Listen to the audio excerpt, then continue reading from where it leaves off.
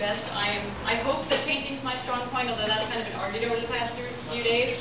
In addition to criticisms about what I'm painting, I've also been told I suck. So, it's been we don't believe them. Yeah, we don't believe anything.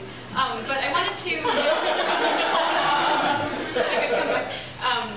so I wanted to just kind of speak briefly, give a little background on just on me, how I got here, why I paint these things. I guess I'll start in the present in that one of the big questions I've been asked is, why are you participating in Blasphemy Day? For me, if I could bring it down to one sentence, the part of Blasphemy Day that is most important to me is, well, now that I've been in interviews, I hate to say anything because I feel like anything is going to be a soundbite and a quote. Let's just say a very important part of it for me is the freedom of expression. I'm a painter, I express things. And I feel I should be able to express them. I'm just sitting in my little studio like, oh, I've got an idea and I can paint it. I should be allowed to do that. I also, the collection of work you see here, there's 22 paintings, I believe, in the show. These are 22 paintings out of hundreds of paintings, hundreds and hundreds and hundreds of paintings that I've done. So this is a topic I visit, but I more often cover more political themes and a lot of personal themes. So these are personal themes in the sense that, yes, I am not a believer in God. I have labeled myself, or I use the label agnostic atheist. They're coming from that viewpoint.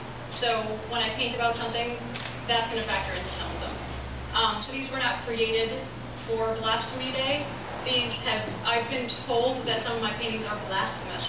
And I've taken issue with that over time because they're using that label negatively. They're not saying, I guess as Melody gave the definition, blasphemy can be just something that is something speaking against religion. Well, I'm allowed to. So yes, I guess they're blasphemous in that sense because I've spoken against religion. But the label tends to be used negatively. To me, I didn't paint any of these to be blasphemous. I painted them because they're my take on things. So, for example, I'll just give a few examples of a few paintings. Basically, every single painting in the room has a story, and I'm happy to tell it, but I won't make you sit here for 22 stories. As a couple of examples, the one over here, the sort of an Adam and Eve figures with alien heads. This is a perfect example of where I come from with my paintings. They come from more of a scientific kind of viewpoint and observation. The Mars rover went up in 2007. I was very curious. They were sending the rover up to look for evidence of life, evidence of water. And I thought, gosh, if they found life on Mars or even evidence of life, what will the religious discussions be? Does Mars have their own Adam and Eve? Was the first image that came to mind. So the painting is about, if there's life on another planet, what will the religious discussions be? I'd love to have that conversation. Or I'd love to hear other people have the conversation since I'm not really a big fan of speaking. I just like to think about that. So that's one example. To me, someone might go, that's blasphemous, whatever they mean by the word. To me, it's a commentary on what happens if there's life on Mars. What will the discussion be? Another personal painting on the front that I said I paint politically, I paint about me. Self-portrait. I was reading about some saints. This is patron Saint Anthony of Padua. However, I came across that he is the patron saint of barren women. I don't want children. I don't believe I'm barren. I've never tested it. I don't have kids. I don't want kids. I'd be happy to be barren.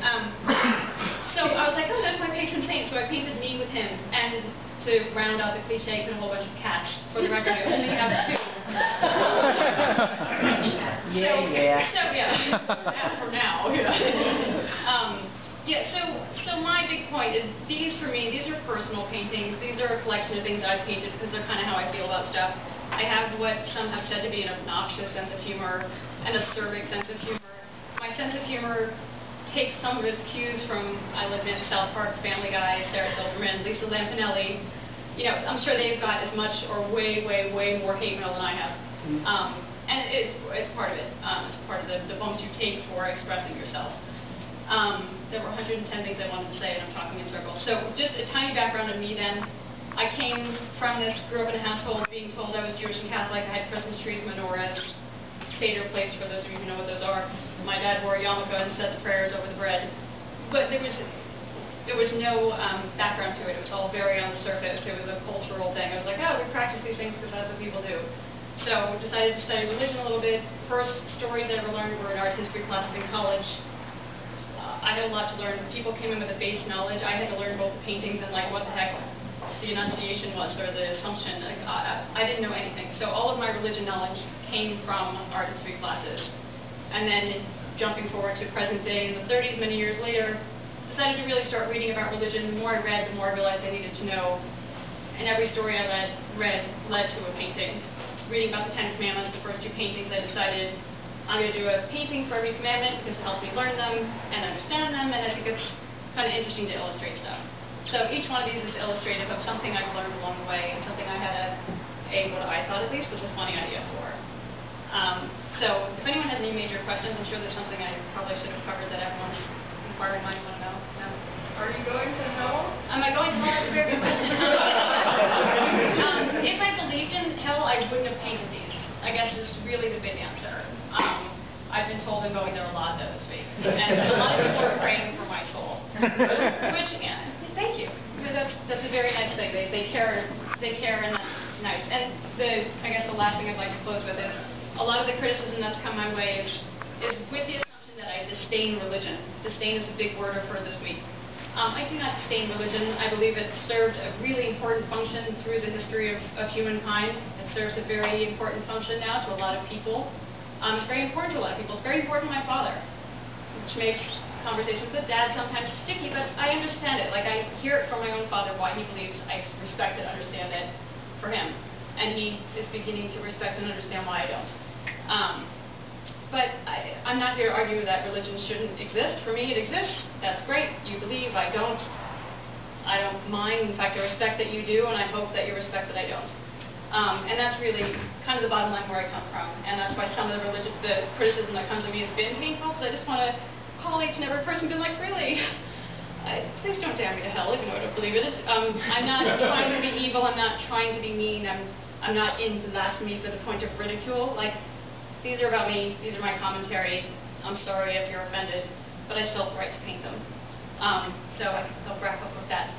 So yeah, feel free to come up to me and ask questions, and I'm going to get out of this spotlight now.